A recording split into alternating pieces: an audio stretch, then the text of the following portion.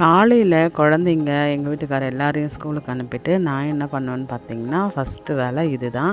ஏன்னா நைட்டு ஃபுல்லாக இவங்க 3 பேருமே சாப்பிடாம இருப்பாங்க. காலையில் எழுந்ததும் கோடிங்னா வந்து நம்ம எதுனா மண்ணை வந்து அதான் கிளறி கிளறி எதுனா சாப்பிட்டுக்கினே இருப்பாங்க.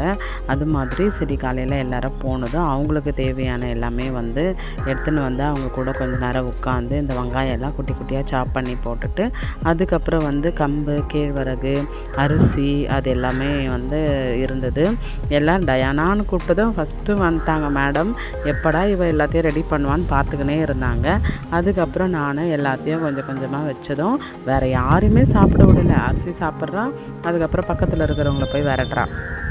கம்பு சாப்பிட்றா, பக்கத்தில் இருக்கிறவங்கள போய் விரட்டுறா. அந்த ஷேரிங் குணமே டயானாக்கு இன்னும் வரலை.